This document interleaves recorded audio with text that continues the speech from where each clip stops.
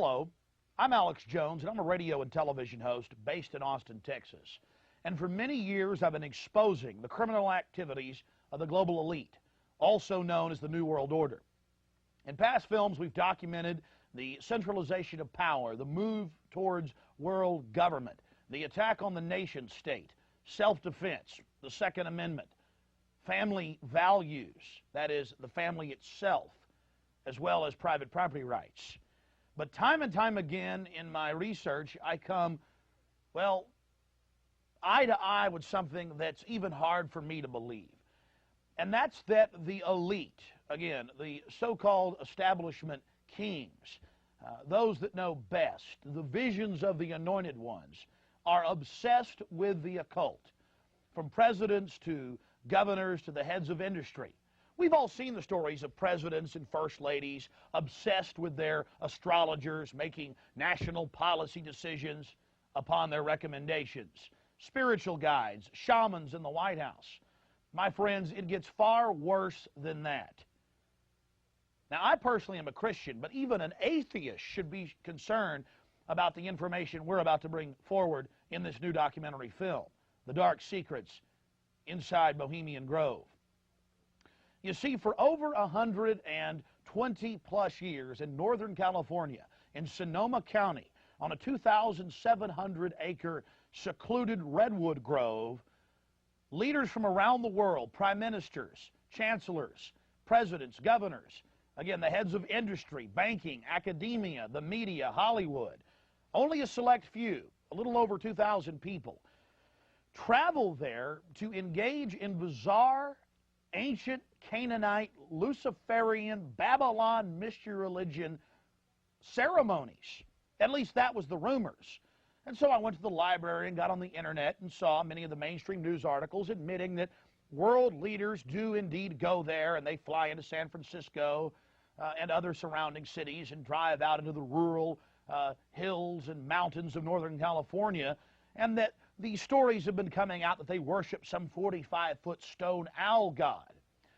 And then I began to read some of the documentation on this Moloch character of the Old Testament, mentioned many times in Leviticus. That's in the Bible. Why are world leaders traveling to the middle of nowhere to worship this thing? Well, I had to check it out for myself. And I'm proud of my team, Mike Hansen, Violet Nichols. They traveled with me there. We talked to some of the locals discreetly. We successfully infiltrated, with the help of some of the locals and Channel 4, World of Wonder, British television that teamed up with us. And I successfully infiltrated through the Secret Service, through the guards, through the Sonoma County Sheriff's Department. We were inside 4 hours. That's only one day out of the 2 weeks that they meet there for the admitted Summer Fire Festival of the Bohemian Club. Well, basically, that's enough for me. It's hard to even describe it with words, and I hope that our hidden cameras can give you at least a small piece of what I witnessed. To have world leaders engaging in this type of sickening behavior, oh yes, there's much more to come. Mock human sacrifices, they claim, just shocks the very foundations of what Americans believe their leaders to be. And then to have it intimately connected with world government. It doesn't make a lot of sense until you research history. All throughout history, spanning back into the midst of the beginnings of civilization, we see world leaders from the empires of old, from the Aztec kings and priests, to Babylonian leaders, to ancient Rome, engaging in twisted behavior. Could it be that when you have all the power and all the women and all the money and all the lands and all the art, you have to do something new? You have to go against the basic grain of humanity. You have to get off in a sick way. That's what we witnessed in Northern California, July 15th, 2000.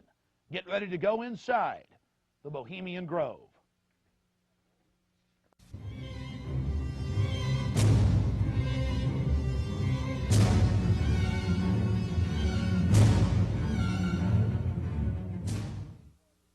The Bohemian Club, as it's known today, was founded in 1873 in San Francisco in Northern California.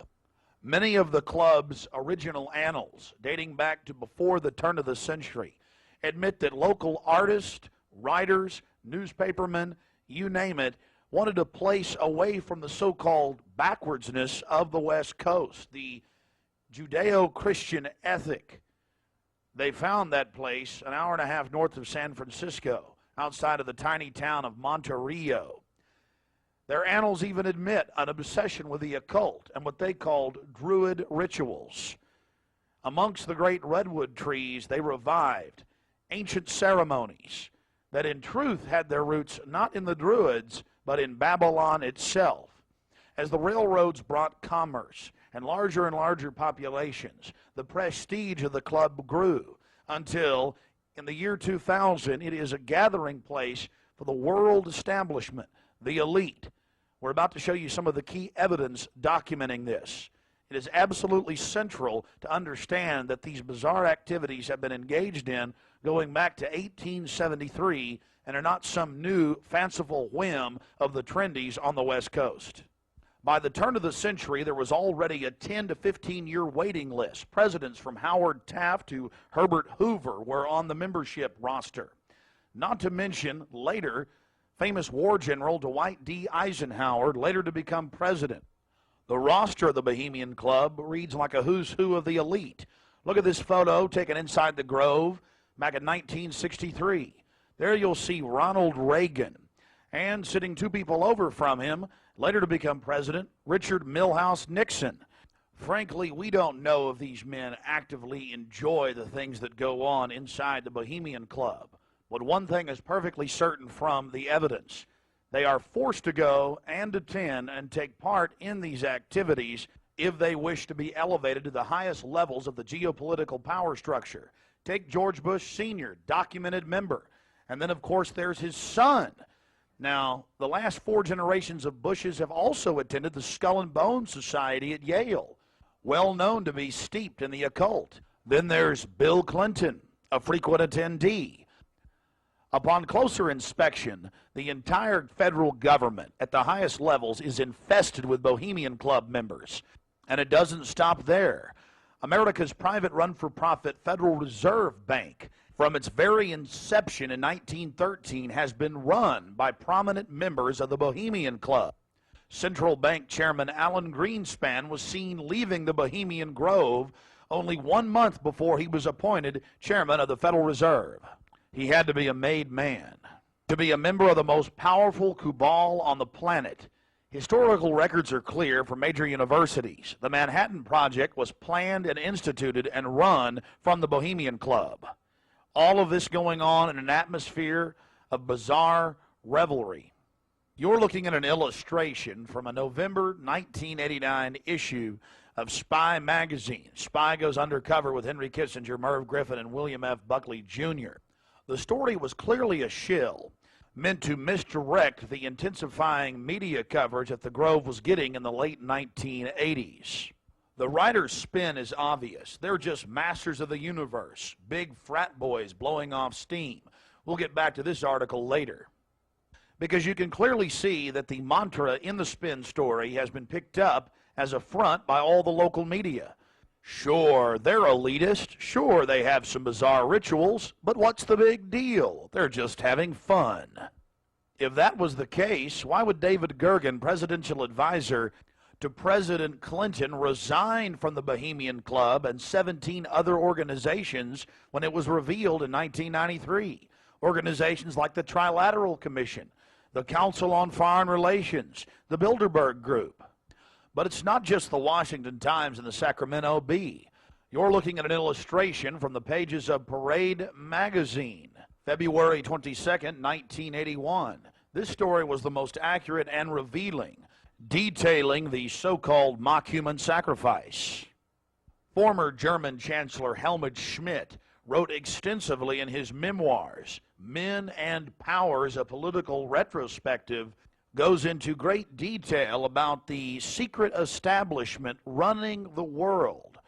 The Trilateral Commission, the CFR, the Bilderberg Group, and of course, ladies and gentlemen, the Bohemian Grove, a place that he often talked about being a wonderful hideaway, a place to spend time with Nelson and David Rockefeller, and to talk about world government and steering societies. On page 225 of Men and Powers, he talks about it being one of the most astounding places he had ever visited in the United States, and how that feeling intensified over the years with subsequent visits. The book goes on for page after page discussing the corporate, private, governmental infrastructure of world government. Going back to the Spy magazine spin piece, they have lots of rosy illustrations of drunken establishment types dancing around having fun with the rituals going on in the background. They even admit that they wear bizarre Ku Klux Klan-style robes. And there's even a photo released by the Grove of the ritual being engaged in. They talk about the incredible security surrounding the Grove. And they even admit that a corpse, a sacrifice, is borne across the lake. But it's all in good fun.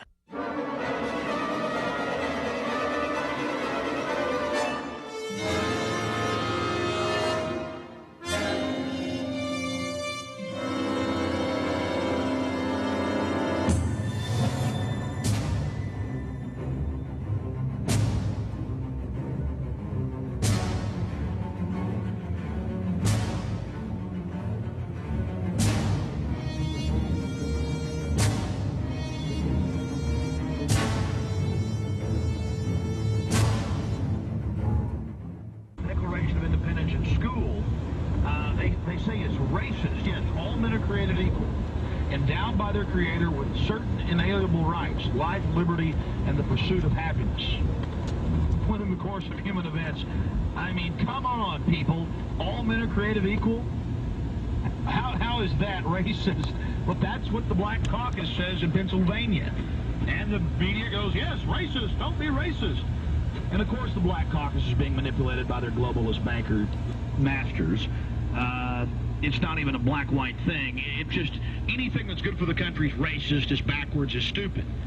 Remember the story I read last week? Then we're going to go to your calls. The review of The Patriot out of MSNBC. It's actually a review of the reviews. War of Words over The Patriot, Hollywood's horror over conservative family values is the headline. It says, The Patriot is right-wing hogwash bathed in an old, timely golden glow, writes Aaron Berger of the Washington City paper. Now the disgruntled homeschooling, SUV buying. Henry.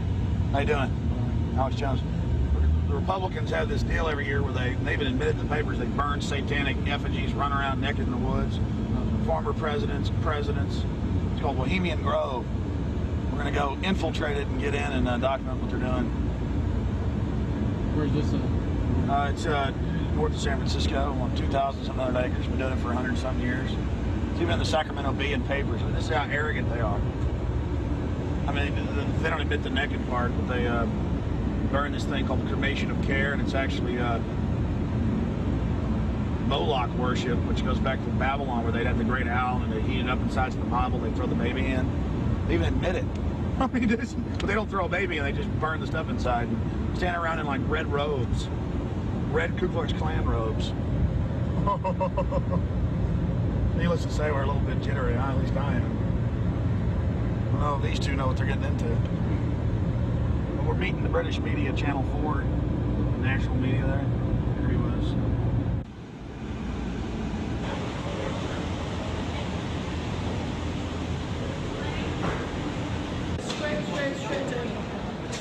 All right. Do you have your photo ID, Mike? Your national ID card, Hanson. Chuck, good to meet you. I almost crushed my hand. Yeah, I saw you on the program the other day and everything showed was good and so forth, and I think more of them started to get involved. Well, folks are starting to wake up. That's what it's all about. I hear you talking. Yeah. I remember you saying the other day you were going to San Francisco. We're going to have your program live this next week. Is it a good tag for you here, Mom? We'll have it the following week. Yep. You want to check it? Yeah, we got to check that. Okay. Well, this guy already got a tag on it, doesn't it? Yeah. Bag's still playing. Rodney playing. Awesome. Thanks. Do you want to pick us up? Oh, wait, San Francisco. Chuck, you be careful, bud. We'll be out. All right, let's Starting to like it. Hey, Violet. I'm starting to like it. you like that little camera? Yes. I know, but it's about you and your mission, so fork it over. Okay, let's go. To me.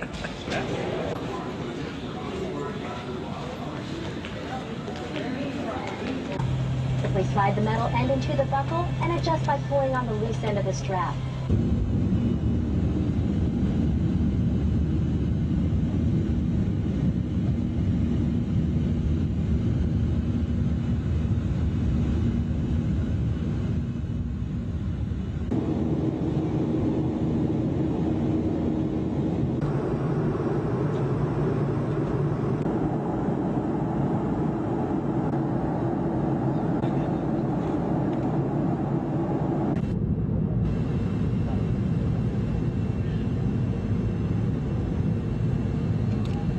The Golden Gate too, honey.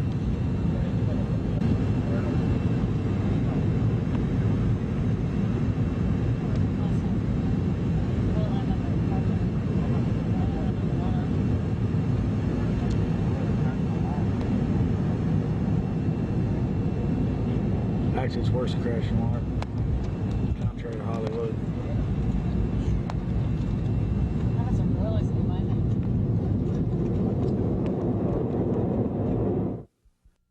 After landing in San Francisco at the International Airport, we traveled through the city, across the Golden Gate Bridge, into deeper Northern California.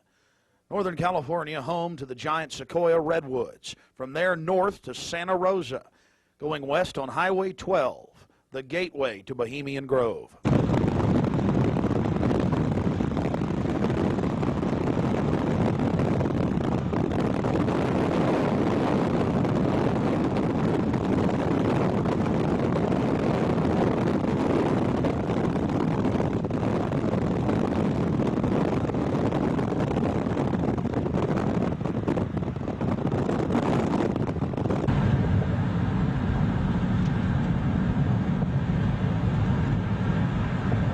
We spent the first night in Santa Rosa before getting up early in the morning and traveling into the town of Occidental, where we were going to meet the British media and start our investigation.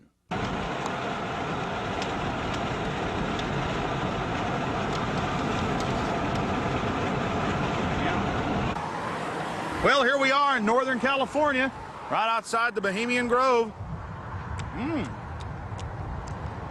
The fruits of nature. But I'll tell you this, I don't worship it and sacrifice things to it. Let's go find out what's going on. Yeah. All right. Well, here we are, folks. Turning on to the Bohemian Highway and Bohemian Grove. We're going to find out what in the New World Order is going on here.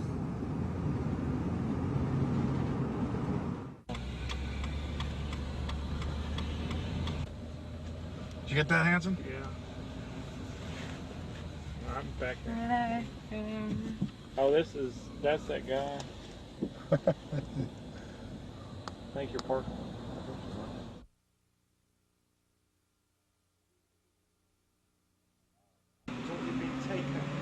No, I tell you, it's beautiful out here during the day, but it is spooky at night. I don't know if you guys got some footage of it, but all the fog and the rest of it. So are you excited? Oh yeah, I really want to check into some maps and things, and I'm willing. I mean, hiking into 2,700 acres is not too hard. We need to get into the woods. We need to insert ourselves. We need to catch these people at their business. The old Cremation of Care, their little Moloch or Maloch or Maloch's worship. I'm joking. That's a. Well, they're spies, aren't they? Oh, you guys just got here too?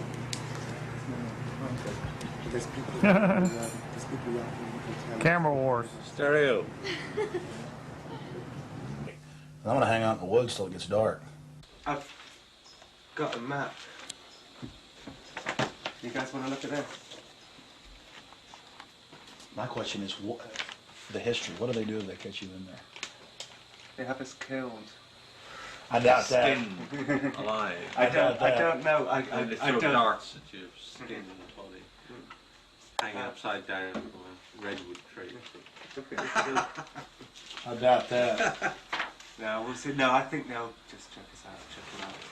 What about me? Because I'm a woman, I can't really sneak in, can I? I mean, You can't go I in. can. You've got to stay. I've got to stay. Yeah. I've got to stay behind in the spooky Occidental Lodge. My only question is there a fence all the way around the property? No, just trees. Okay, here's the big question. What farmers or ranchers live in here who are going to blow my ass off if they see me sneaking across? Because I have no problem. If there's a road, if I can be shown a way to insert myself into this with Anson. But then I need to know where the Cremation of Care, what day they're supposed to do it, where this pond is. Tomorrow night at dusk. That would mean that from the area, and this will actually take some real planning because I didn't have these maps like you guys do. I'm gonna need to know where I'm supposed to get in here at. Where there's a road, where... Well, this guy tonight will give you a really good briefing. Yeah, this guy tonight knows everything. You think you can trust him? Mm-hmm. Well, yeah. We'll be the judge of that. I'm not gonna end up tied down on a pentagram with Henry Kissinger's fat belly hanging over me while he's naked with a big dagger, am I? I just want to make sure that's a joke. Just the thought is very... Well, like Governor Bush running around in a pink tutu, foaming at the mouth with a purple wig on, am I? No. Supposedly I hear that's what they do, so... I don't know. I think they do these things, but the question is why? And these power brokers, which bomb innocent countries and slaughter people and, you know, pump the food chain full of garbage and just everything else they do, it's probably something fun for them. And they really get off on being bad little boys. And rule the world. I mean, this is, for some people, this is the secret room. Well, I mean, certainly in the whole class system, it's the pleasures of class. And now what class is, the power that you have is something different. And to me, I mean, from my research of Bohemian Grove, and you guys have obviously done more, I've read a lot of mainstream articles, alternative, talked to people, talked to some guests. It's really where people go in there to do whatever they want to do. So there's probably people sitting around fishing and probably people sitting around doing something completely different. Yeah, that looks like it could be it. Yeah, okay, there's the stage. Right, that's where the talks happen. Because they've got this amphitheatre, and they have these kind of talks, and this is where George Bush gives talks and people like that on this stage. Oh look, there's the lake. There you go. Lakeside talks. There's the lake. There's the shrine. See? Right there. That's where. Honey, come get a shot of this. Now, where's this river? This is near the Russian River. Can you see it? Now, see, here's the shrine of their devil owl, which they even admit has its roots in like Babylon, and the Druids had them and everything else. So all over the world, this weird owl shows up. Some cultures, they've thrown children inside the bowels of this burning owl. That's historical. We've all read in the Bible about throwing your children to idols inside their, you know. So it's weird behavior, definitely, so it needs to be investigated. And plus, it gets the adrenaline out. Thrill seekers have to have more. But here you go, honey. Right here at the shrine. You can zoom in on that, Mike. I'm saying honey to my girlfriend, Violet, not Mike here. We're getting real bohemian now, aren't we? This is... Honey, we get a close shot right here? But it did sound like that she's definitely leftward leaning. Then we get into the whole semantical debate about is there a left and a right, and to me there really isn't. There's command and control on one end and anarchy on the other, and I want to be on the middle of the real spectrum. Certainly got to have some control in a complex society and civilization, but all the developments I see are pretty bad towards dehumanization. And now you got the UN demanding everybody sign on to this International Criminal Court. And they're telling the U.S. if we don't sign on, it won't matter. If 60 countries ratify, we'll be under its control. I mean, we're here. We're at global government now. When they're saying they're going to have some world court in the Netherlands that they'll take anybody they want to. These are In fact, I was reading some of the talks that they've given and they've released that the Bohemian Grove has discussed, and it's all population control, world courts. You're talking 20 years ago. So definitely some stuff's going on here that's pretty important. But is it the ultimate elitist retreat? I would imagine those we don't even know the names of. This is probably just one more steering committee where they bring in a lot of underlings and high-level corporate chieftains that really aren't the upper top echelon, make them feel important, and then implement some type of strategy. From the stories I've read and things that happen, I mean, it is pretty well documented that people run around naked, they have orgies, they go into town and have orgies, and these are world leaders. We've got a serious problem with that. Just by the very nature of how this, to me, Bohemian Grove is probably a way to compromise people. You want to be in the New World Order Club, it's like a big kid fraternity. And just like in fraternities, you have to do weird things. Here, you probably do weird things. But I got a problem with governors and presidents and prime ministers and corporate chieftains running around and doing this when they have so much power over what happens in the public domain. They have a responsibility to disclose what they're doing. So I think it is important, like you were saying, to somehow try to maintain some security and not be way out in the open because they'll call in a bunch of security. And the bush might be yours, yeah. The bush is George Bush. I hear, like he often is. I hear he really enjoys himself here. I think Henry Kissenger will be here. Yeah. Well, if I got a stink detector, we'll be able to find out where he's at. Oh, it's like everything evil you can imagine, Kissinger's always involved in it. Isn't he a Republican, though? I'm not a Republican. That's the point I keep making. This whole Democrat-Republican deal is a complete... People always go back to that, though. Probably like in your country, you've got Labor and you've got the Tories over there, and it's all the same people behind closed doors. It's just a big joke. And your leadership, our leadership, it's all the same people. I mean, you do see a fight going on, but it's two different management teams of the same system, bidding for control. What I call the CEO jobs of Slavery Incorporated.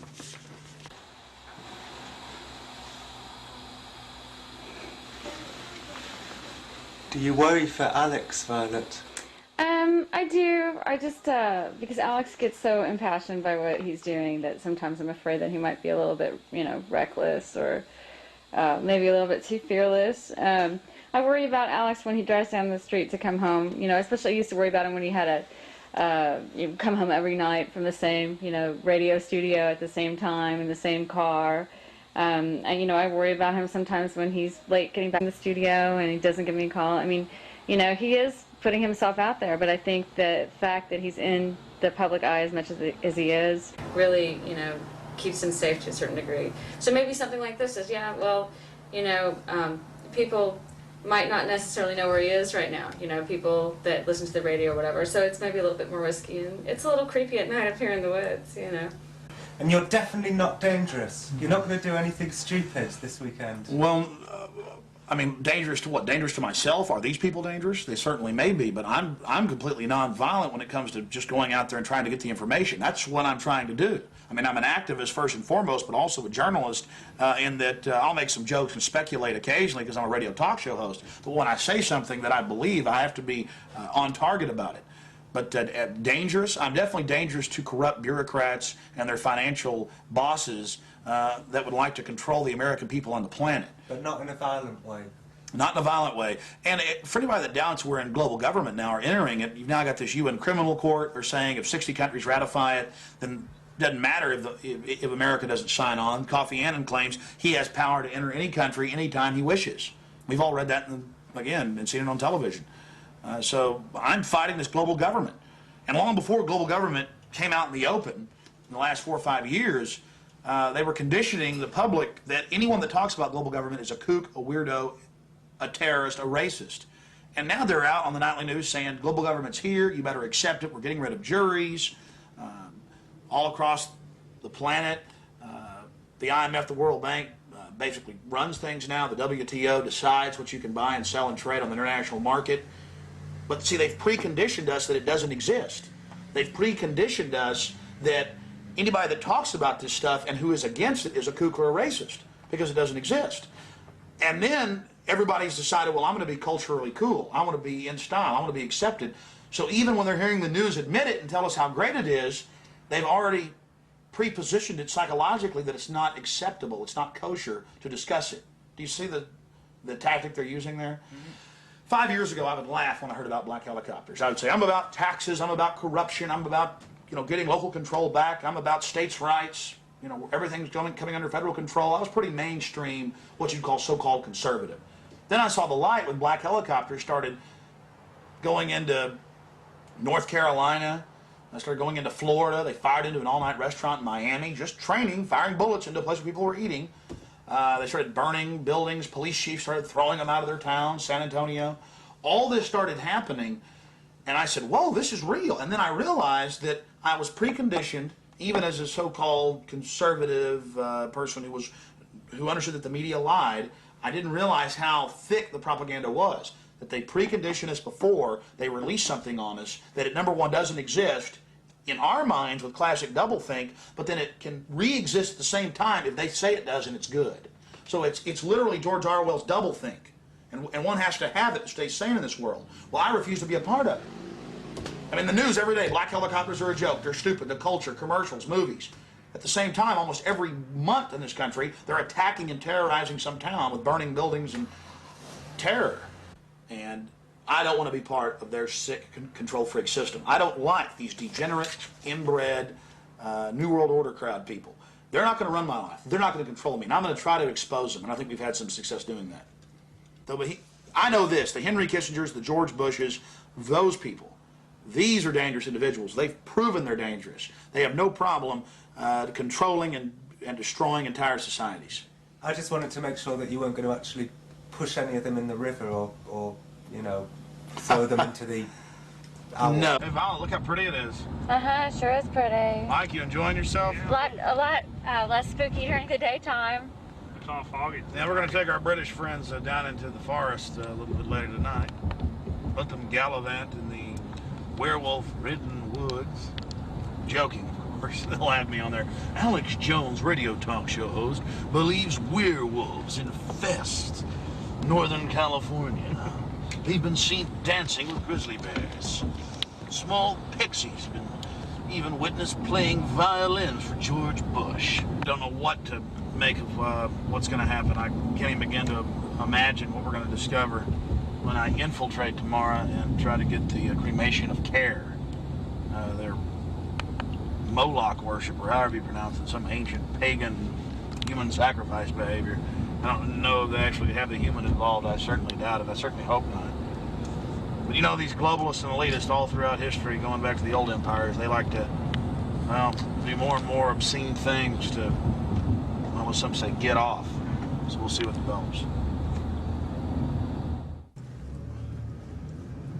We're very close to the gateway to Bohemian Grove now. The first set of gates and security.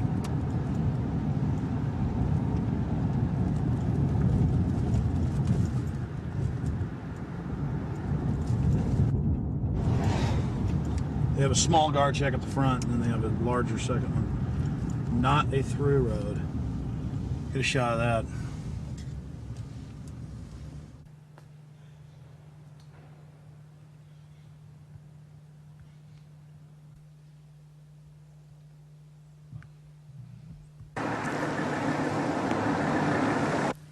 There's a guard gate right over it, a small guard gate, and then back further, an even more elaborate guard gate with surveillance cameras, you name it.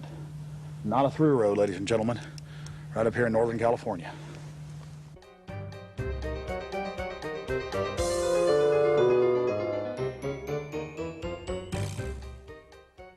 How you doing, sir?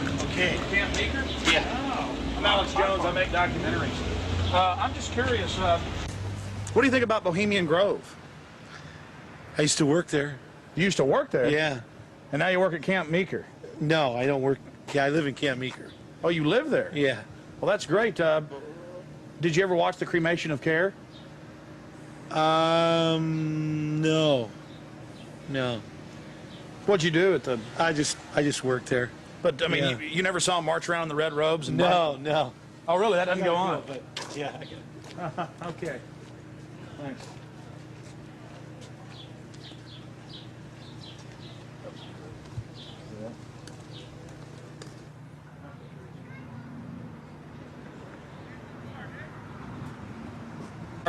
What have you guys heard about Bohemian Grove?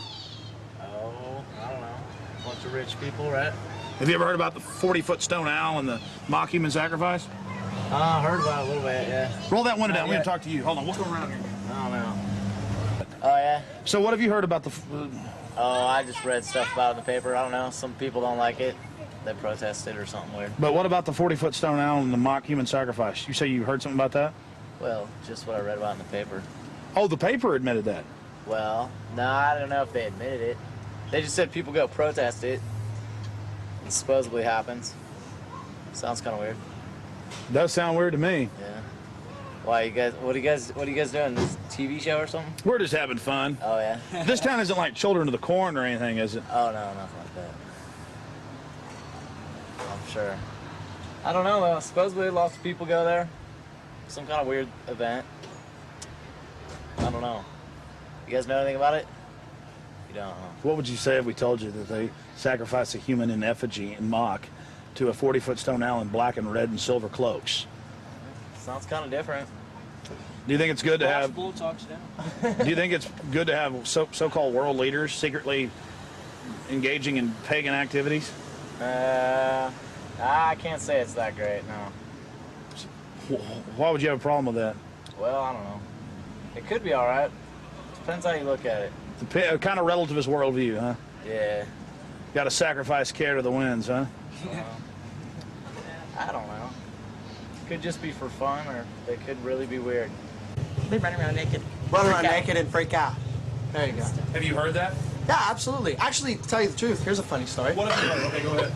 No, this is the truth. A couple years ago, I was down the road, just down Yar, past Camp Meeker, and I was stopped with a friend of mine. Now, Camp Meeker's right outside Bohemian Grove. That's an affirmative. Yes. And we were down the road, and we were stopped there because we were just having a cigarette, hanging out, taking a break, and some Secret Service men actually pulled up behind us and asked us what we were doing and why we were there. This is true. They were like, "What are you guys doing? Where are you at? Why are you parked here? What's going on?" And asked us a whole bunch of questions. What our names were, who we were affiliated with, where we lived, all kinds of stuff. Sort of interrogated us. Did you answer their questions? Totally.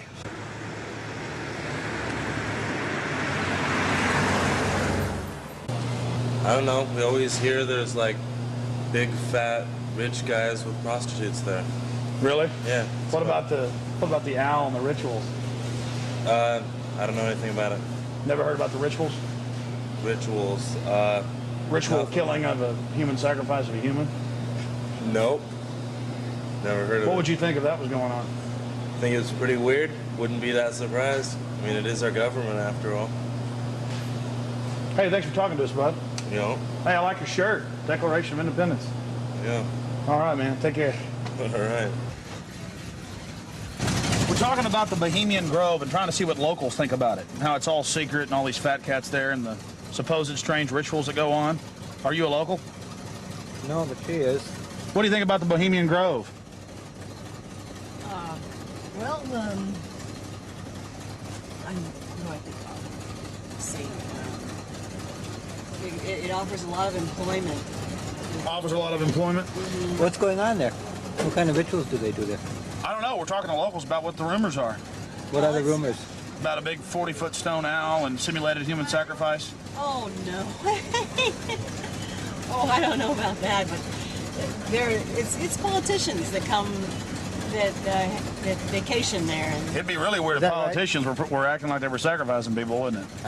No, you can't trust politicians, you know. Oh, really? They might be doing it, huh? They might, yeah. Who knows? The politicians, you know.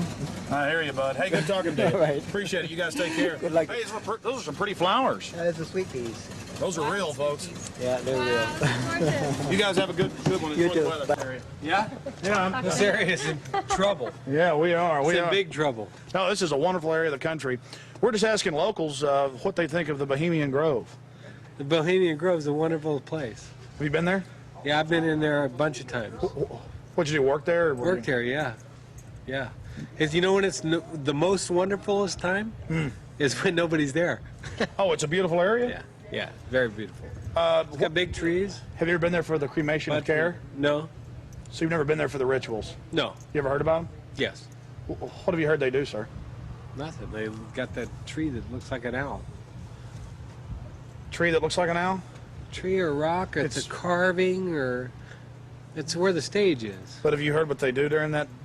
No, I have no idea what they do during What would you say if we told you they burn a human being in effigy? They don't really do it. They burn it in effigy.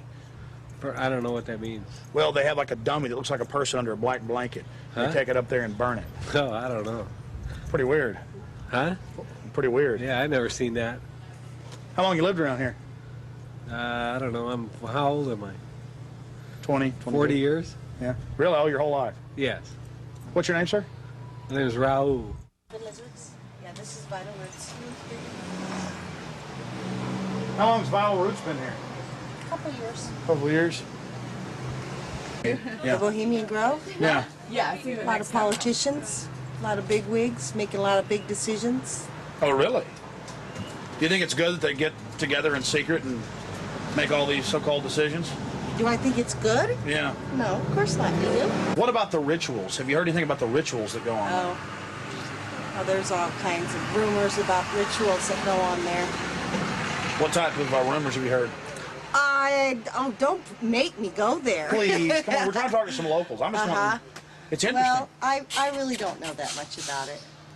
You know, what I've read in books. There's books out about it. Oh, you've read books on it, huh? I had a book that was published in 1956 that was written about some of the rituals. Because now it's been going on for 120 plus years. Yeah. I think they said they just had their 120th something anniversary. Yeah.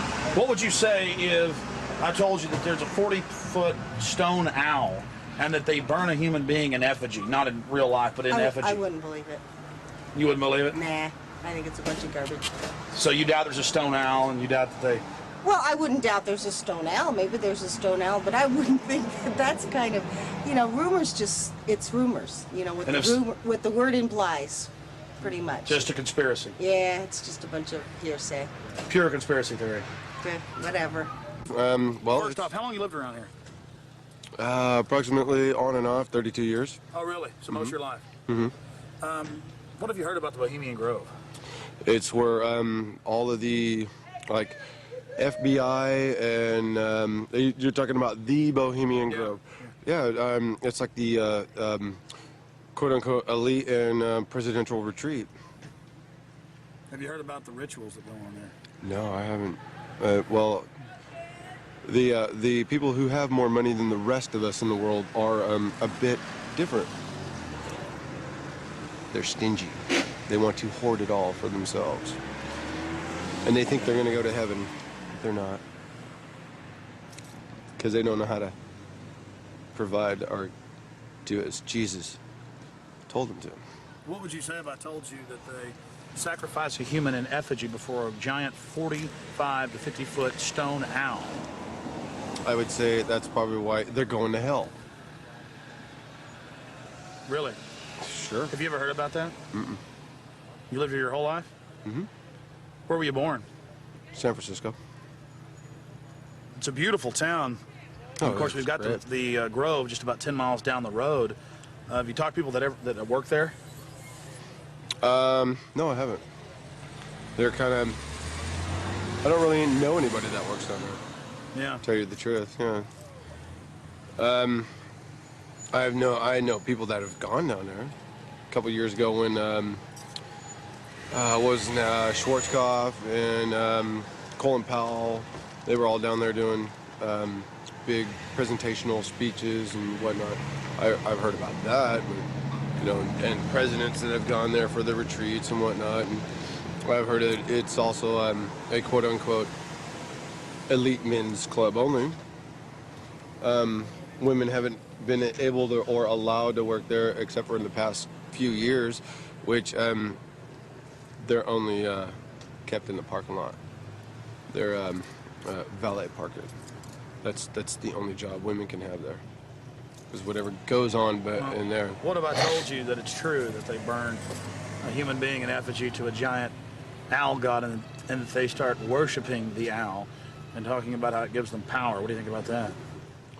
I would say they are in grand delusion, and they need to give some of their money away. So you think they're on a power trip? Totally. But what is this burning a person do? This is ancient.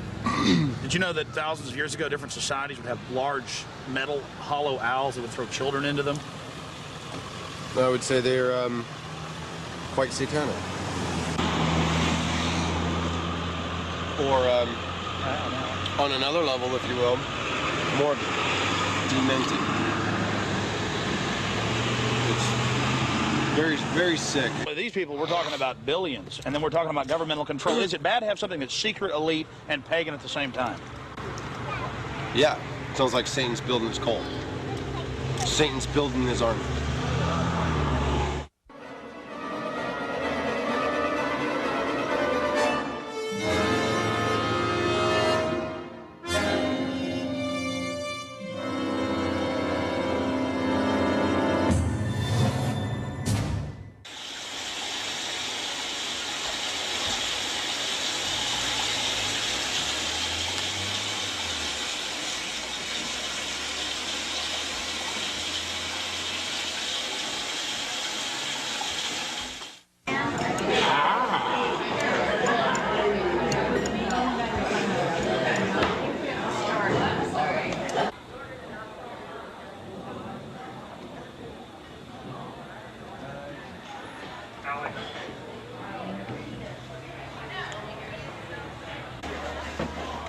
Do you want to meet our pet snail here, Alex? Wow. It's got one sachet full of sweetener in him. It's really going for it. It's going wow like that. Oh, you've been feeding him sweetener? No, he fed himself. So he came up on here. We started there, eating the sweetener. In fact, there's the evidence. So he's been in there. Well, he has too. And then he went down. Oh, then he went over here. And then he went down there. Now he's a bit lost. No, thank you. Pretty snail. I think he's probably bugged, actually. That's a federal agent right there. Hey, you know, a guy came up to us just now.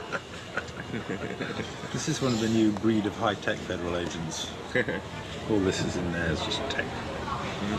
This guy came up to us just now. Nanotechnology micro beast. I'm sorry, what were you saying? He came up and he said, "You work in the Grove?" First question. He said, "You work in the Grove?" Yeah, and he had a big bushy beard, and he looked like he'd had a lot of acid in his life. Really? What'd you say?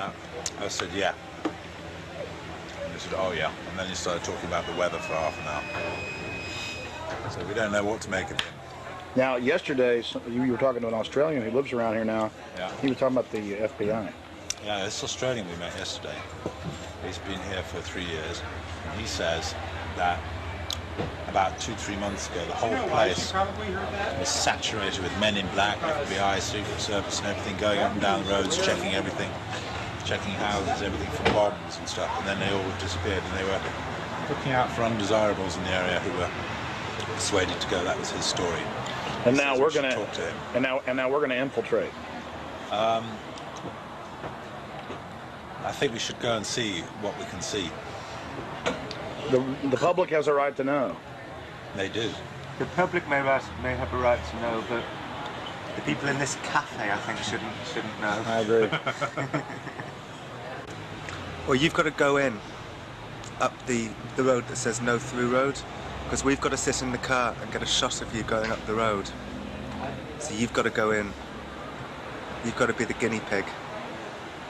But you're a brave man, Alex, aren't you? No problem, yeah. So that's cool.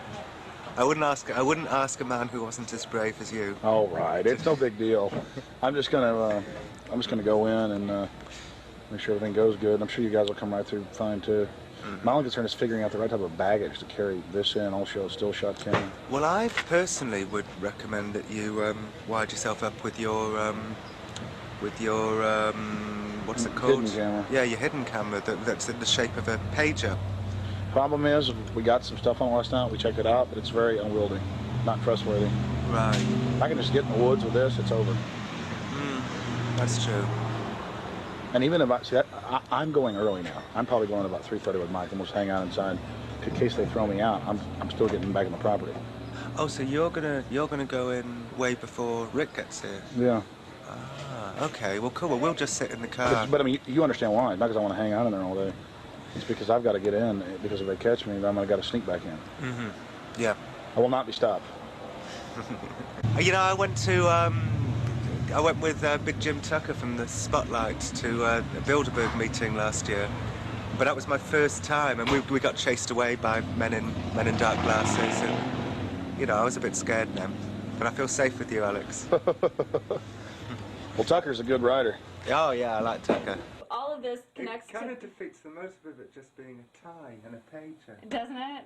But the whole thing is that, I guess, if you have it all inside your bag because you've got... Yeah, it's really only about like and that. And it's a TV, so you get good quality, I guess. I mean, all the wires condense in like that, and they just run right up. And so everything would, of course, just fit right in my little bag. Oh, I see. So that's what... Right. Yeah, everything goes in here like this. This whole hideous mess goes inside like this. And maybe the wire, because you do have to have like the microphone up somewhere, would kind of like maybe feed through the shirt or be poke a hole in my shirt or whatever.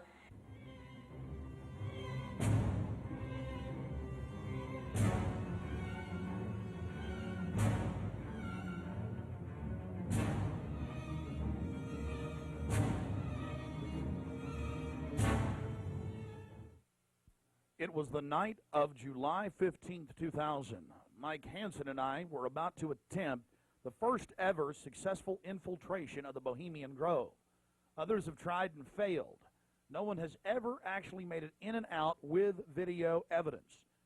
After careful planning, we decided the best tactic would be to insert ourselves in the main entrance into the heavily wooded area, entering the gorge by stealth and getting into the main parking area.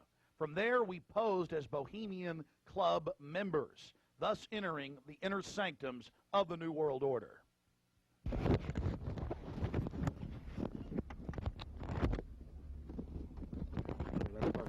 Just like that. No, I got it, honey. Okay, here we go. That's good. Yeah, that's good. Be careful, baby. Okay. I don't want you to go in. I'll be safe. Don't worry about it, guys. Come on.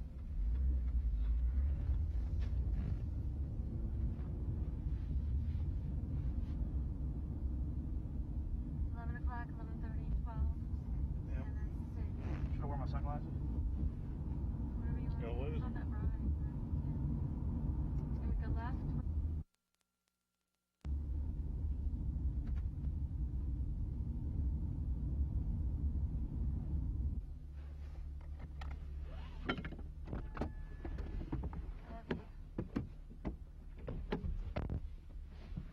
Be careful, Mike. God bless. Yeah, pray for us. Keep the evil off of us. Be careful.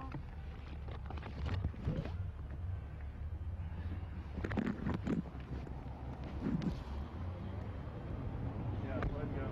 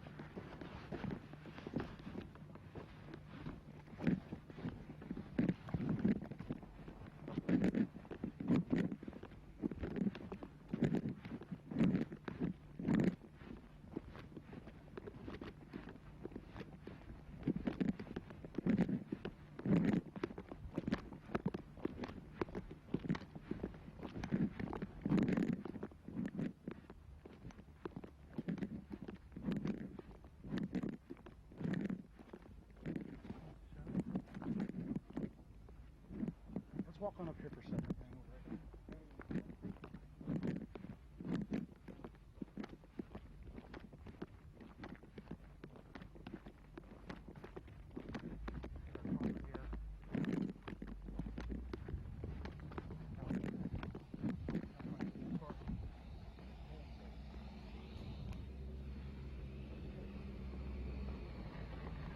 When's the next shuttle coming?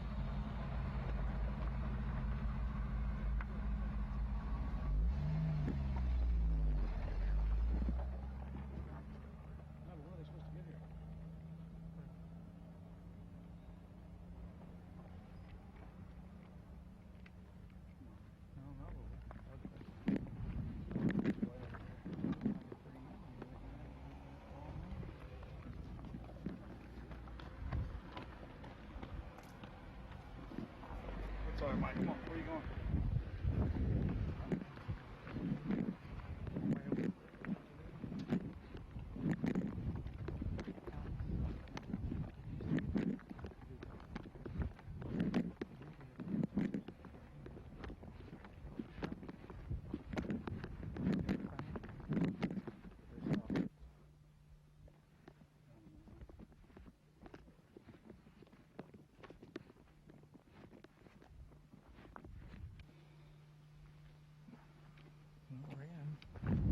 Well, we're inside the Bohemian Grove. We're actually not inside yet, Mike.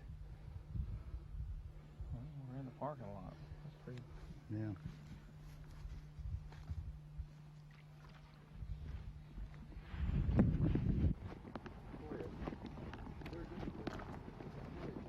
Well, no, this is the same redwood. They're all the same. They're actually, well, I think there are three kinds of redwoods. There's the sequoia and the sierra. Here comes the thing, Mike. And there's the coast redwood. Yeah. And then there's a Chinese redwood, and there's one or two of the Chinese redwoods somewhere in the grove. I remember when I drove from Tulare and went up to Sequoia National Park, all they had up there was the sequoias. Yeah. Aren't they the biggest? Oh, they are. They're the biggest like living thing, I think, aren't they? Oh yeah, they're incredibly large. There's one up there that you can drive a car on top of one, you know. On top of it, lying down? Yeah. That you can actually... Well, they used to have the one you could drive through. That's also there. That's up there. Boy, it's nice when that cool wind hits you. Oh, yeah. I think we may make it. Okay. Yeah.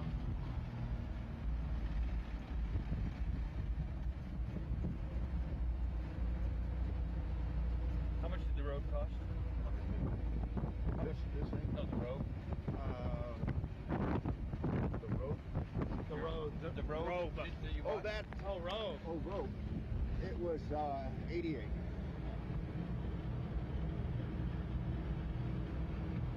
Yeah, I thought you said rope. Yeah, that's what I thought. I thought rope and rope. You can't hear anything with this wind.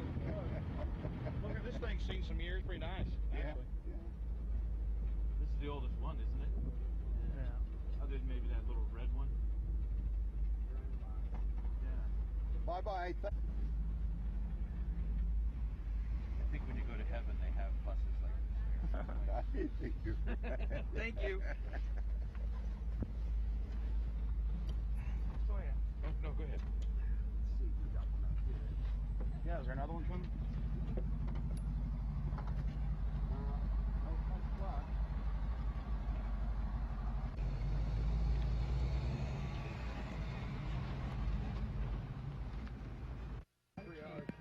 Yeah.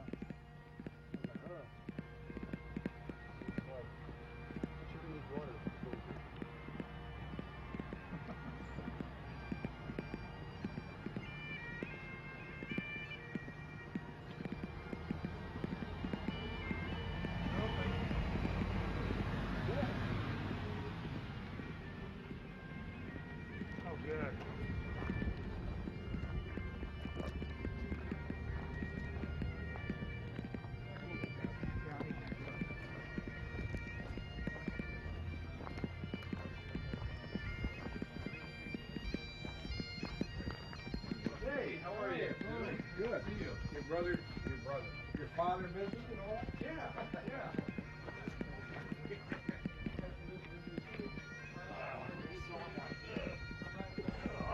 So that Marty thing was like.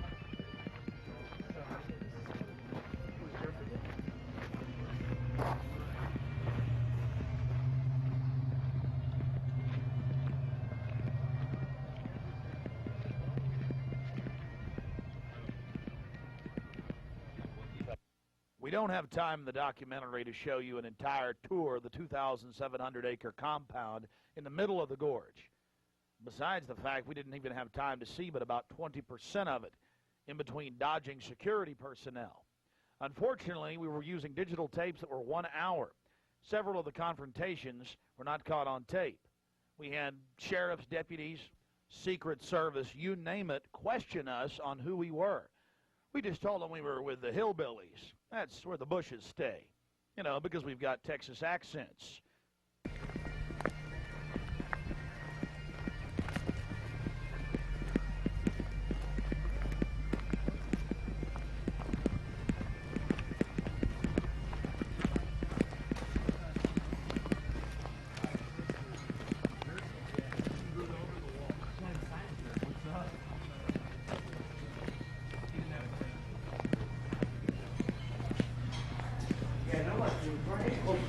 Close back to the corner right over there.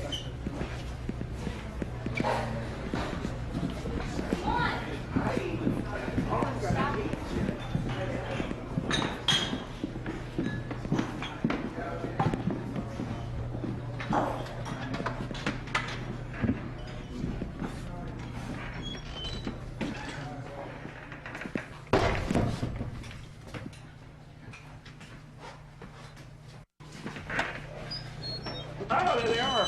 Yeah. How's it going? Good.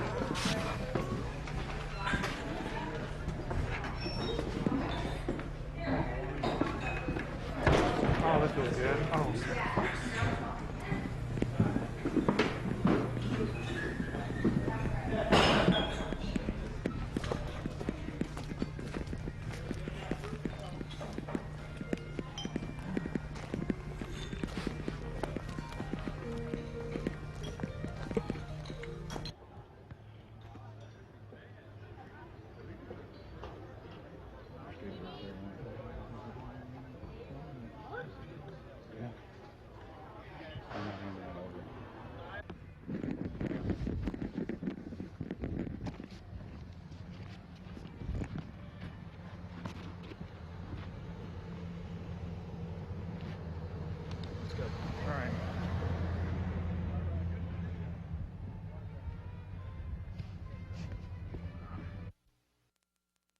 Just one of many signs sporting French with skulls adorned with other trappings of death. We also saw signage with Latin and other ancient languages.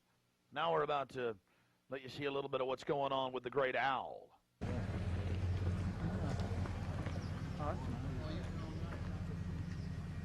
There's the owl.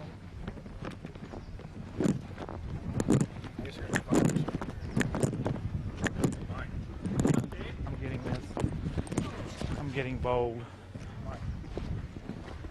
This is the owl. I'm getting this, Allie. Let's get out of here.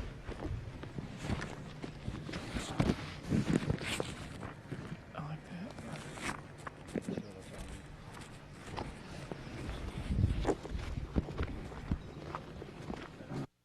Here you can see the bottom of the stone owl with the altar and the eternal flame, a Aladdin lamp-style urn that continually burns year-round, we're told. And here's a side shot from about 30 yards away of Moloch, the Canaanite deity to which children were sacrificed to in Babylon. And yet another slowed-down close shot. Again, the eternal flame burning, the altar, the bottom extremities of the 40-plus foot stone deity, and there is a shot of its head as well. Again, we've slowed down this video because we only actually had about 5 seconds of it on our hidden cameras, so you can have a chance to get a closer look at it. You will see it during the ceremony. Speaking of the ceremony, we were on the left-hand side of the lake about 150 yards downstream beneath those large redwood trees. Much of the ritual you're going to witness took place on the right-hand side of the lake and at the northern tip beneath Moloch. Keep in mind the scale of the idol compared to those giant redwood trees. It's at least 45 feet tall. Now, the daytime vantage you're witnessing is basically the vantage that we shot the ceremony from at night. This is America, and it's been going on for 120-plus years in Northern California. This is not some new fad. We're talking about something deadly serious with its roots in ancient history.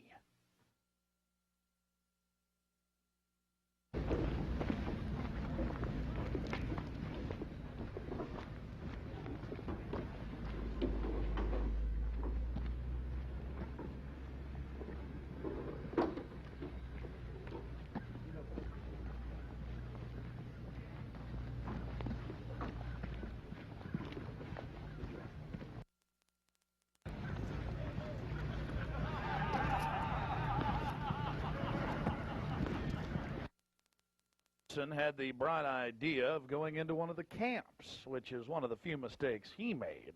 Not that we both didn't make a few. Oh, and my mistake? I just forgot my fake name. Y'all recognize it as part of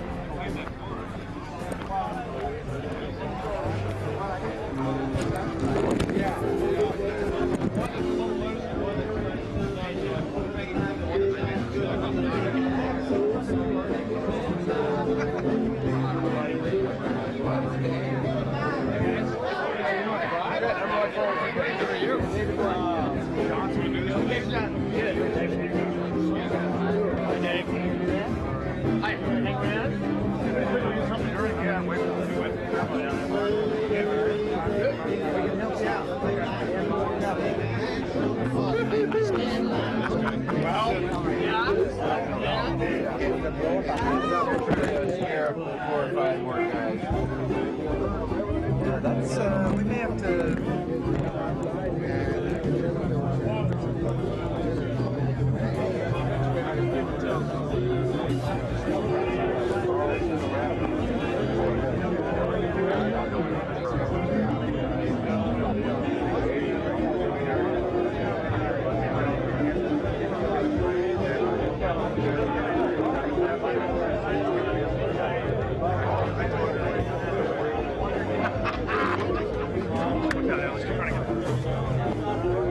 A thirsty man. Look out.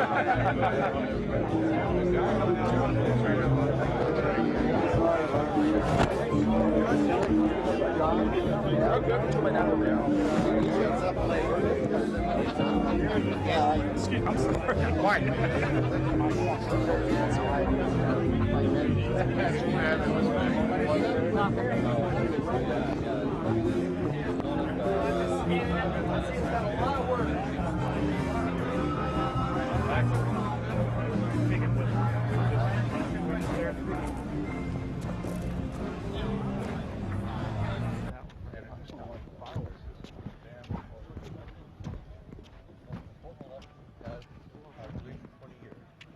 Reagan was a turning point for us. Didn't realize at the time it was. And anytime I shoot. Turning point for us. Oh, really? So many liberal Democrats in their time to change things around. It was all live? Was it Rob? No. It's probably as accurate as we know. Yeah.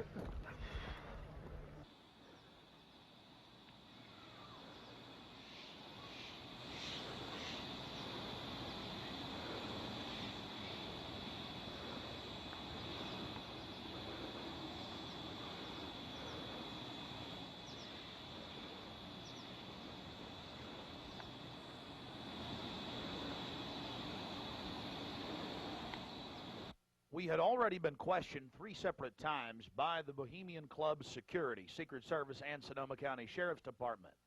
To evade discovery, we decided to try for one of the more remote areas of the camp, according to our map, the most southerly side. and a lookout point, an observation deck over the Russian River. While Mike Hansen was watching for the sheriff's deputies that were down the path and over the bridge in a guard shack, I began to shoot the video you just witnessed. After we turned the camera off, one of the Sonoma County Sheriff's deputies showed up and began asking us why we were filming. We calmly told him we were just sightseeing as members of the Bohemian Club. The point that has to be made here, though, is they do have hidden cameras, because there's no way that they would have been able to witness us videotaping from where the guard shack was located.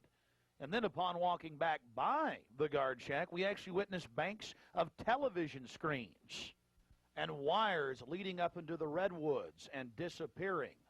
Also visible from the observation deck is the famous sunning area for the establishment lackeys and their pomps. Here you can see some of the fine carpeting out on the floaty.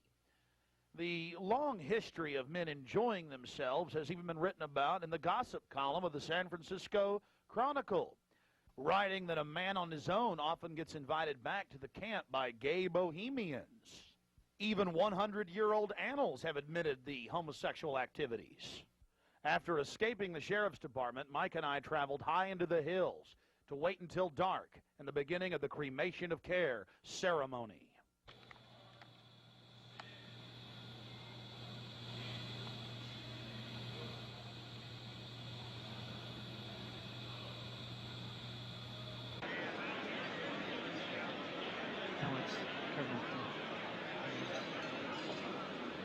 Before the Cremation of Care, all the Bohemian Club members begin a massive feast of revelry.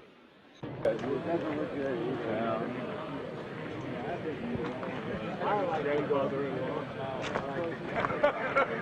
so pissed off at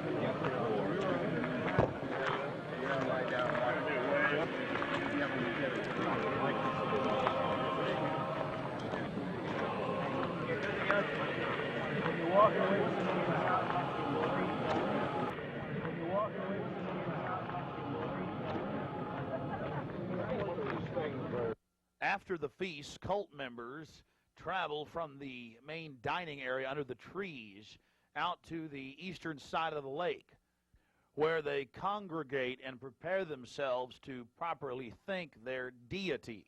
Again, the 3,000-plus-year-old Moloch.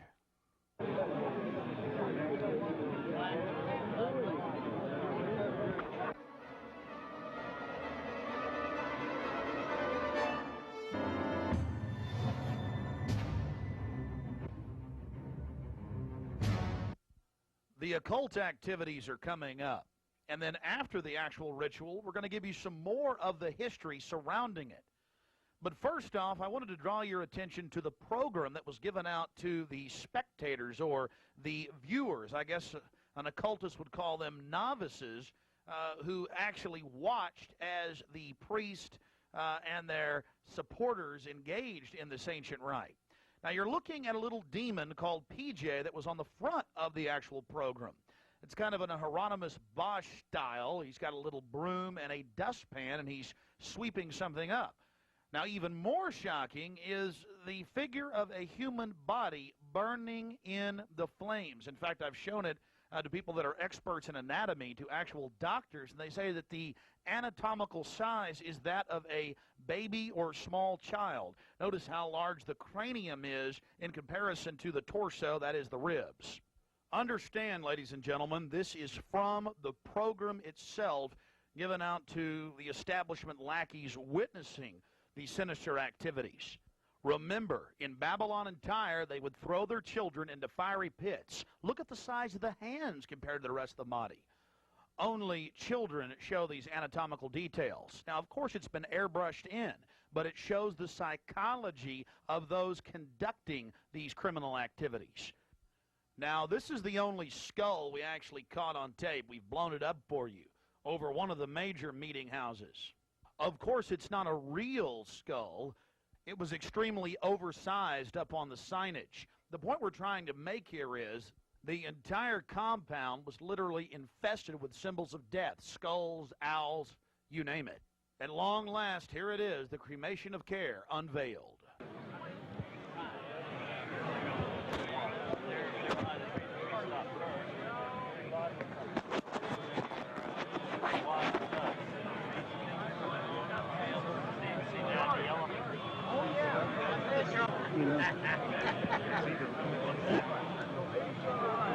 warm enough? Let me get you a coat. Huh? See it. Just want to keep it covered up. As we sat there in the darkness, not knowing what we were about to see in the gathering crowd, suddenly, across the small lake, we saw a carriage with men in black and brown cloaks, robes, in front and in back, bearing a bound body. Now, we're about to show you the raw footage. You can see the torches coming out of the woods on the other side of the lake. We're going to show you the whole ceremony without video enhancement. Later, we're going to blow it up for you. Remember, it was a hidden camera and at somewhat of an angle.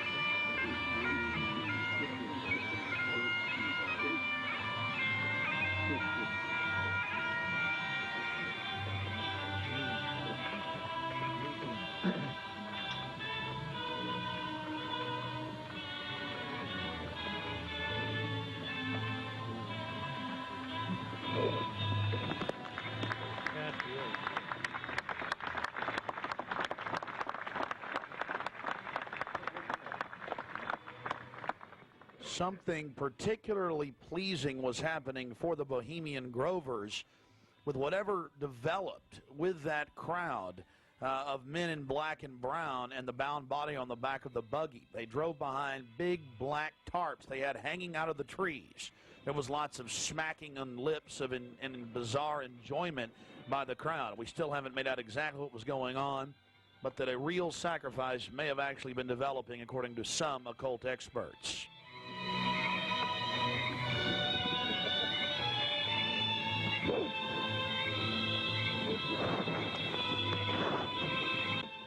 All the time in the darkness across the small lake, the men in black were doing something behind the dark curtains hanging from the redwood trees. Then after about 10 more minutes of music, suddenly all around the owl activity began. Here is the main central part of the ritual. The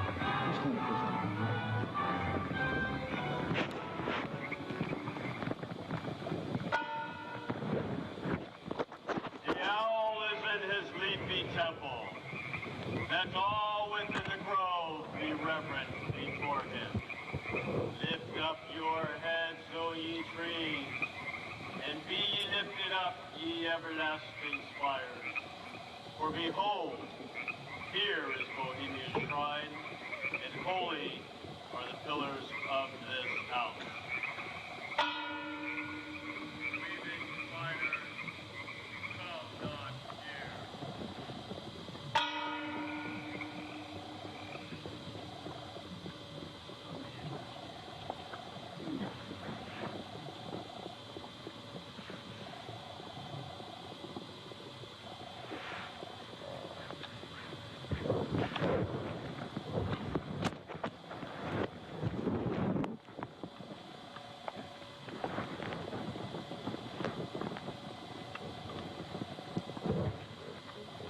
Hail, Bohemians!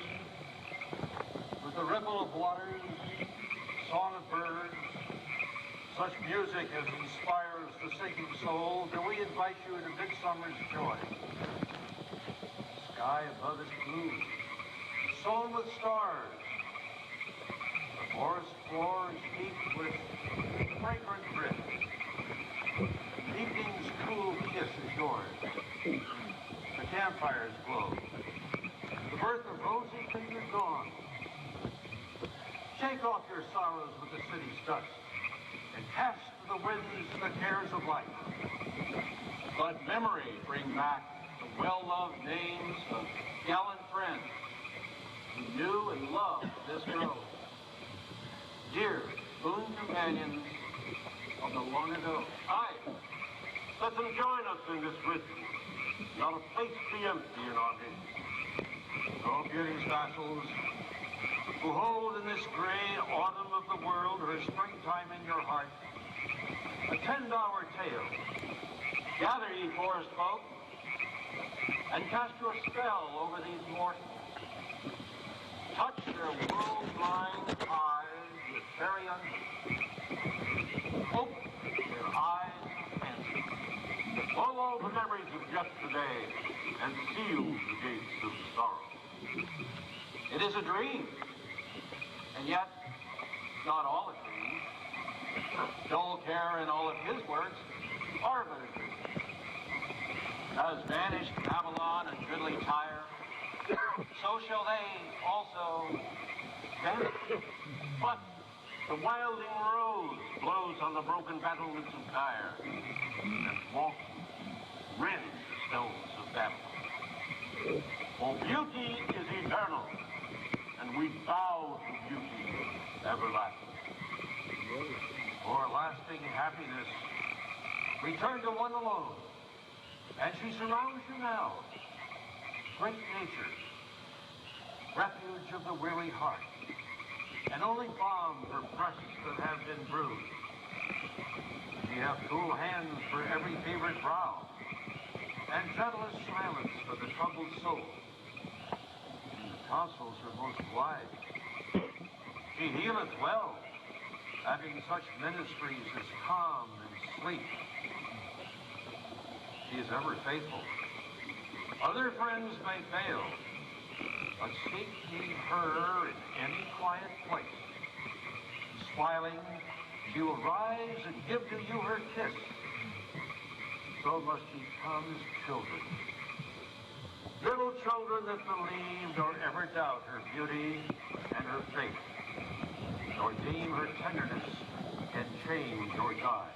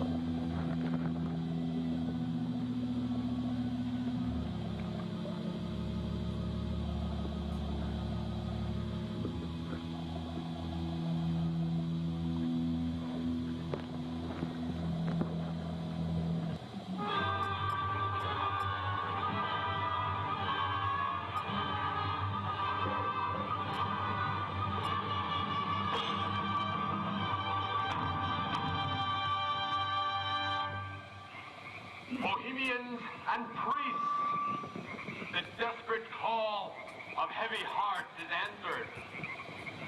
By the power of your fellowship, dull care is slain.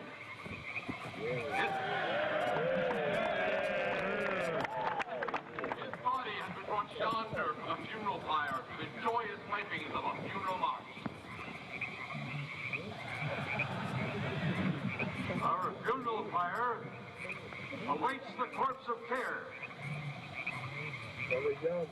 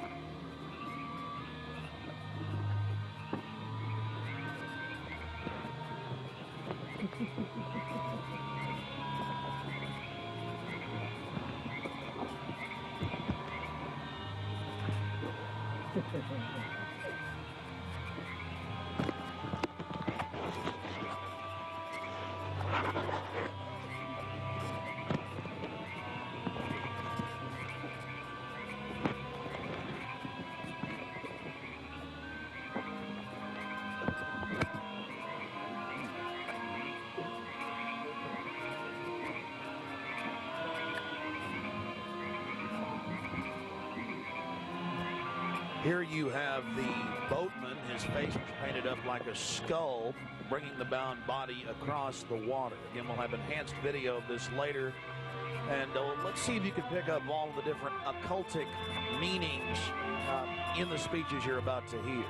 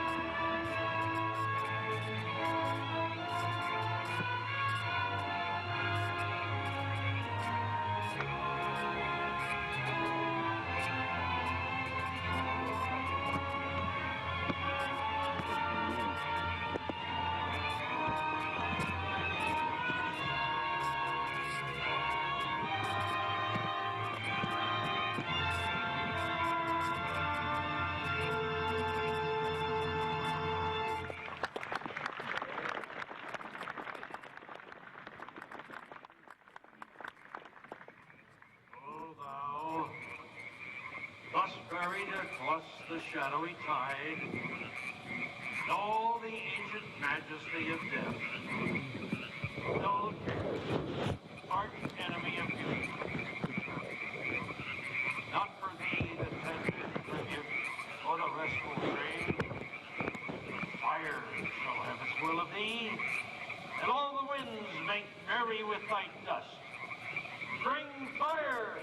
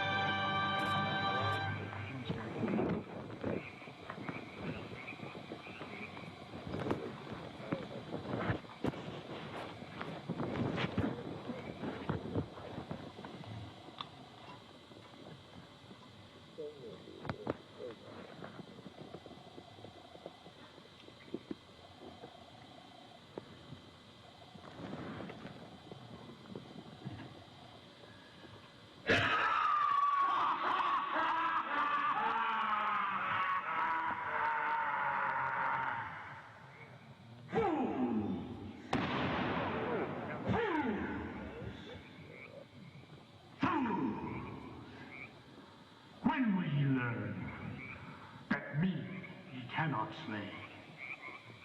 Year after year ye burn me in this grove, lifting your puny shouts of triumph to the stars.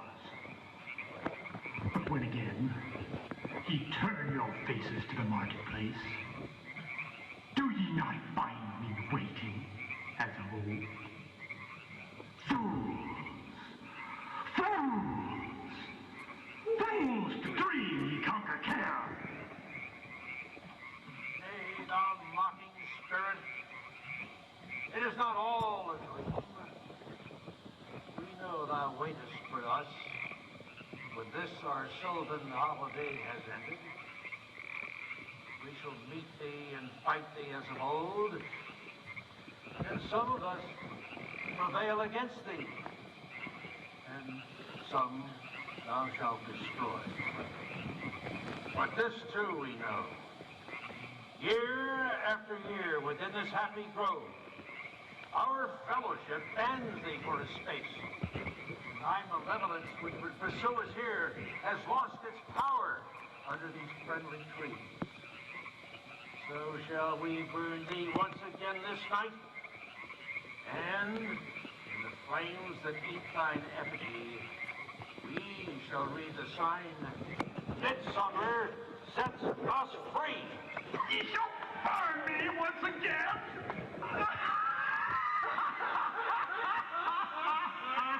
Not with these flames, which hither ye have brought from regions where I reign. Ye fools and priests, I spit upon your fire.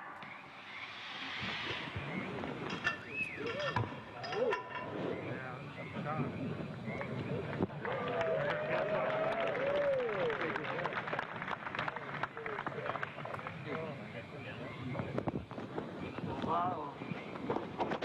Prince of all mortal wisdom, Owl of Bohemia, we beseech thee, grant us thy counsel.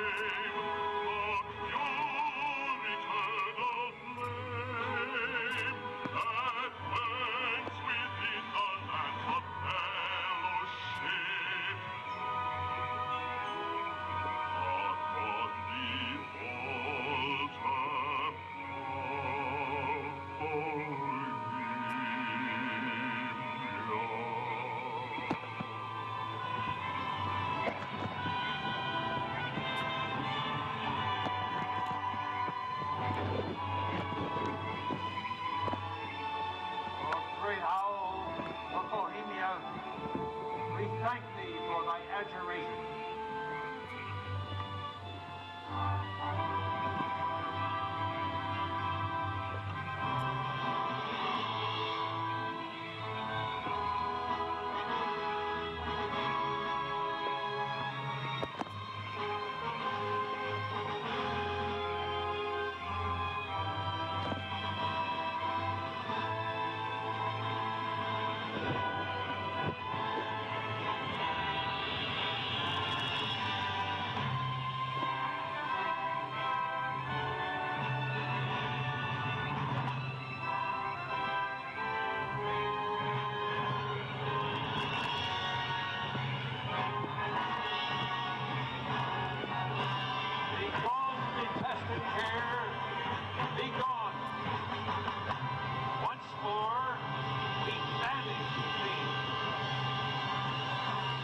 Begone, dull care. Fire shall have its will of thee. Begone, dull care. And all the winds make merry with thy dust. Hail, fellowship's eternal flame. Once again, midsummer sets us free.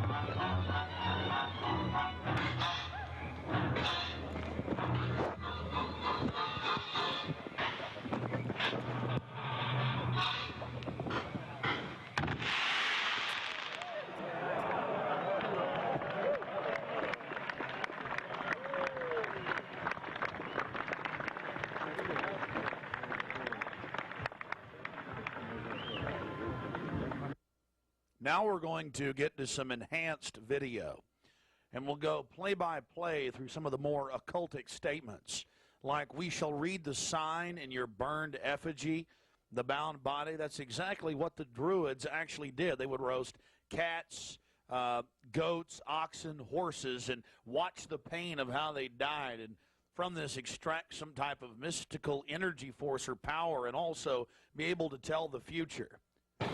Owl of Bohemia, we beseech thee, grant us thy counsel. Upon further research of the ritual you just witnessed, it becomes clear. It is a mixture of the Babylonian Canaanite cult of Moloch, fused with ancient Druidic rites, where you have the female side of Satan, which they first call out to in the she, and then towards the horn god with the he, mixed with Masonic rites from Scotland. It's very likely that many of the 1,500 to 2,000 member crowd had really no idea what they were actually watching because it was thinly veiled. Here we have some more enhanced video as the boatman, again with his face painted up like a skull, pulls his boat across the small lake towards the high priest with the red of his cloak visible, with his hand outstretched as if he is pulling the damned soul towards him as they throw off their cares, their conscience for what they have to do in the world. Also, you have the arrangement of the circle of higher level priests around him, the high priest in lighter colors, and then the outer rings of red, and then those in black. This is consistent with the darker workings of the occult, not just with the Western countries, but also worldwide. Now, when you see that black edge coming to the field, that's because we zoomed in on the video, and many times the picture was almost out of the screen, so that's the edge of the field or the view of the camera.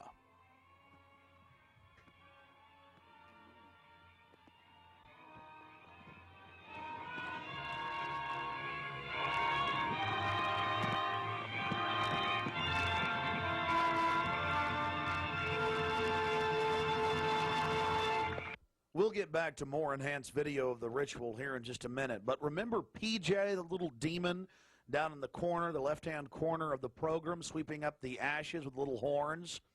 And how can you forget this? The image of a human body burning on the altar.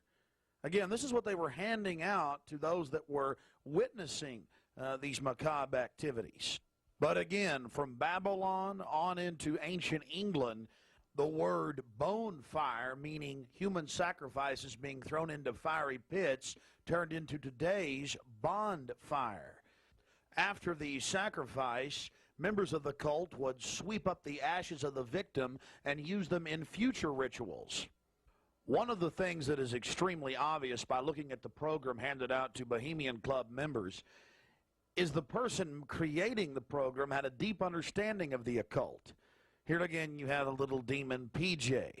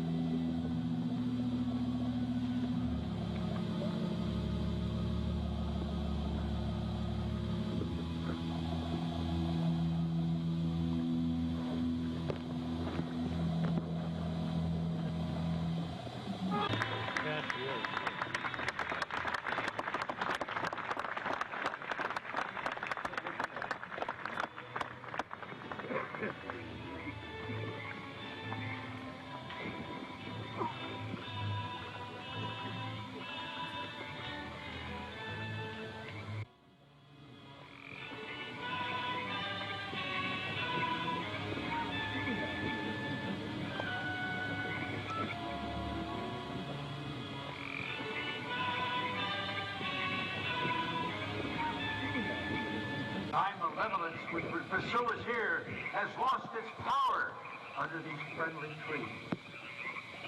So shall we burn thee once again this night, and in the flames that eat thine effigy, we shall read the sign, Midsummer sets us free. Ye shall burn me once again.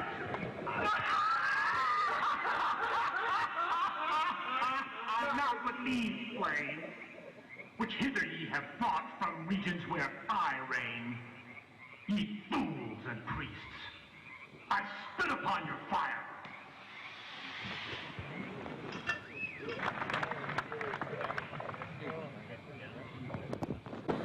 Wow. Prince of all mortal wisdom, thou of Bohemia, we beseech thee, grant us thy counsel.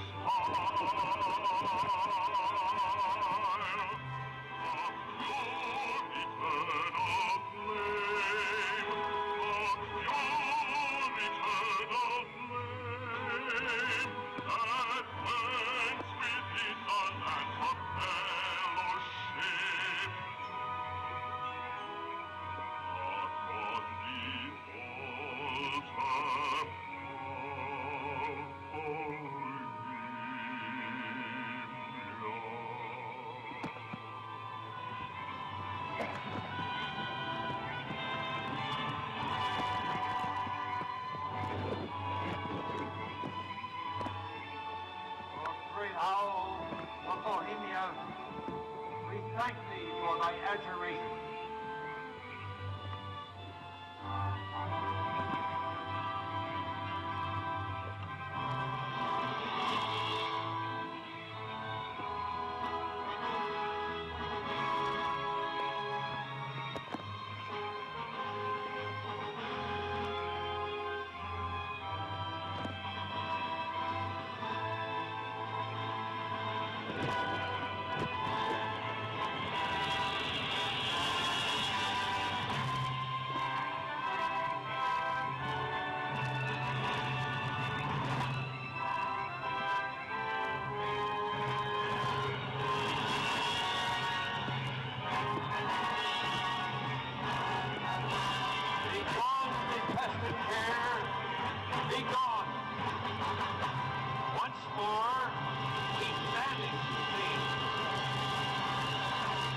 Begone, dull care. Fire shall have its will of thee. Begone, dull care. And all the winds make merry with thy ducks. Hail, fellowship's eternal flame. Once again, midsummer sets us free.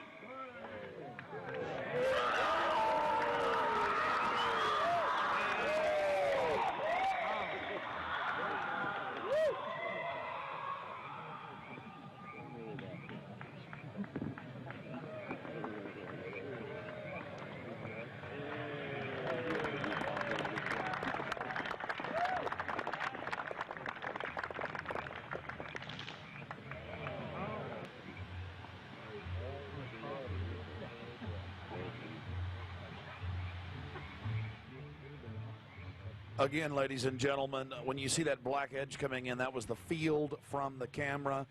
There you see the funeral pyre burning with the effigy of a human, or it could be real, ladies and gentlemen. There's been a lot of strange going-ons in that area of Northern California, but this is what the establishment is into. right here in America. The Cremation of Care. And this was July 15th, 2000.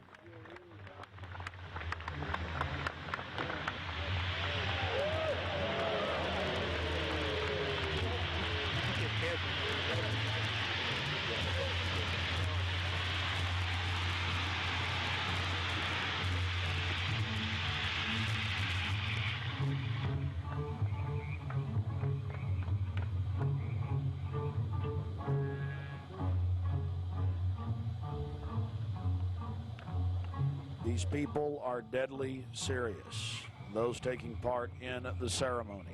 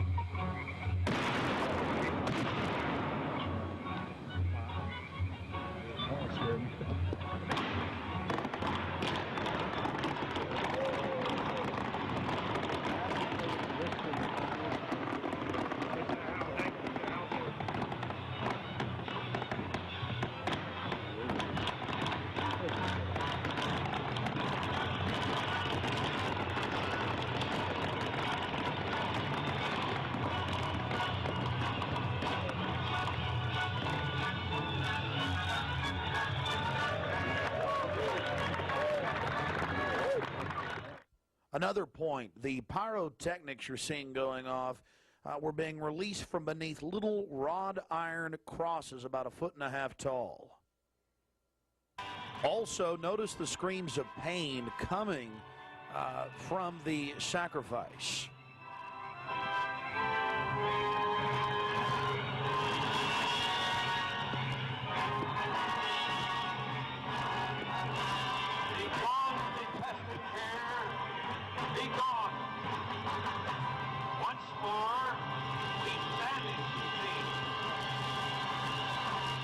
Begone, dull care.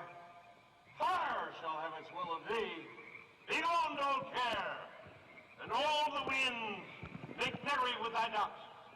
Hail, fellowship's eternal flame. Once again, midsummer sets us free.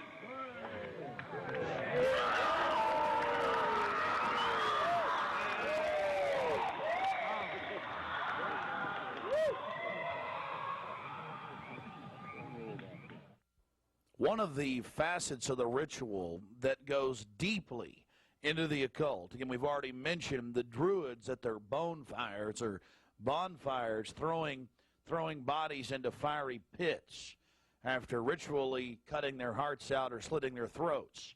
They talk about reading the sign in the burning effigy, reading the sign. Again, research your history books on the occult, even the Encyclopedia Britannica on what the Druids would engage in. This is just unbelievably macabre and evil. So shall we burn thee once again this night, and in the flames that eat thine effigy, we shall read the sign, Midsummer sets us free. Ye shall burn me once again.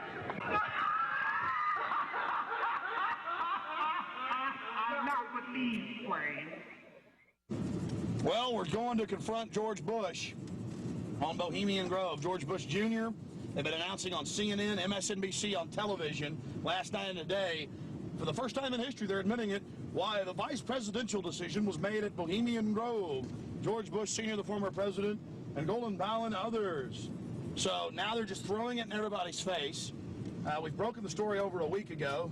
July 15th, we were in Northern California. They're trying to ignore it. George Bush is down here at the governor's mansion across the street from the Capitol, about to announce Dick Cheney as his vice presidential running mate. We're going to go blow the party for him and get the information out to people. We're not going to stop. We're getting in their face.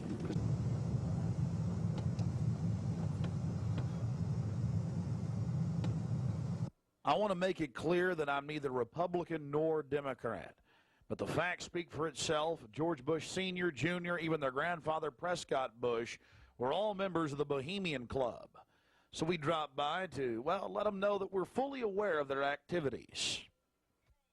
This is massive. This is how George Bush dresses up. Right here. We got them on tape. This is how they dress up. Right here. In red and black robes. A little more pointy, though, like the Klan. We've got them on tape. This is how George Bush dresses. Right here when he's in the Bohemian Grove. This is how he dresses. We've already put it on television. Absolutely disgusting. George Bush isn't a conservative. He's not for family values. He is nothing but a Luciferian twit. A Luciferian twit, Bush. You may think you can feed on the human population. We say no to you. We're on the march. The empire's on the run. Long live the Constitution and death to the New World Order. We stand firm. We stand strong for America against your evil, Bush. And we're going to get this story out, and we're going to continue to push it because the truth will not be hidden. That you are part of a 3,000-plus-year-old devil cult for the owl mowing from Babylon as well as Tyre. We have the high priest admitting all this. We have it on videotape. It is documented. It is documented. A Luciferian devil worshiper. Already people all over Austin are talking about it. We're not afraid of you. We're not afraid of your minions. In fact, we're waking your minions up every day with the hardcore evidence. We know your father met 11 times with Bill Clinton in 91. The whole thing was stage managed. We understand you've been helping to sell this country out, Bush. And we're going to expose you and your Luciferian rites. We're going to expose your criminal activity at the Bohemian Grove. We have the videotape. This is a massive story. One of the stories of the century. One of the stories of the century.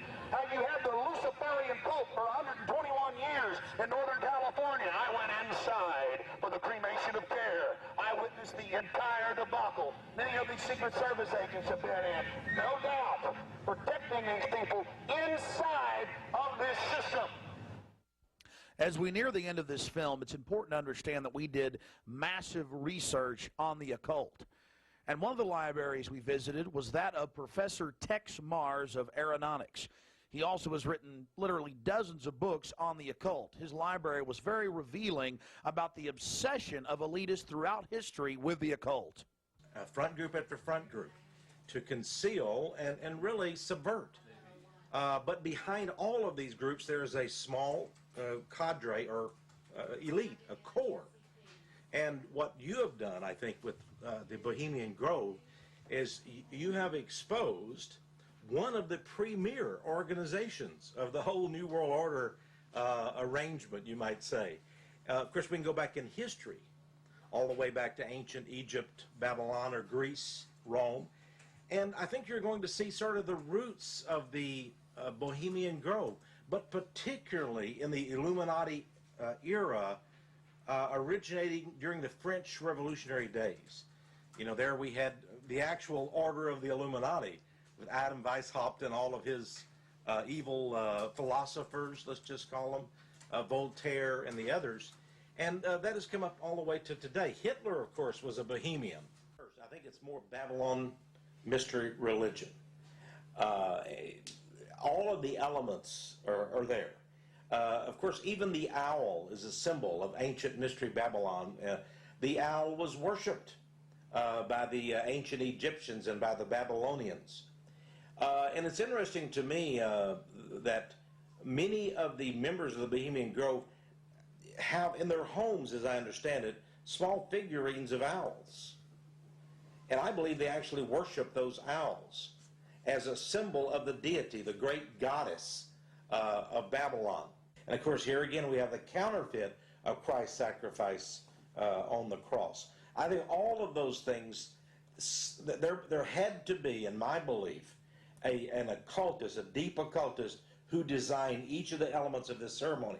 It wasn't just a bunch of guys sit together at a bar and said, hey, let's have a good time, the Cremation of Care, and why don't we do this or that. I believe it was purposely designed, each element in its turn, for what they did.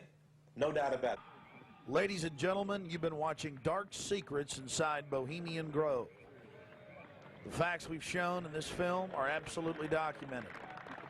I would only hope that the people of the world realize the organized evil we're dealing with at almost every level. Republican, Democrat, you name it. They're all working on the same team. Ladies and gentlemen, it's called world government, the New World Order, dehumanization. It's not a joke. It's deadly serious. Unfortunately, they've been breeding societies to think everything's a joke. I'm here to tell you truth is stranger than fiction.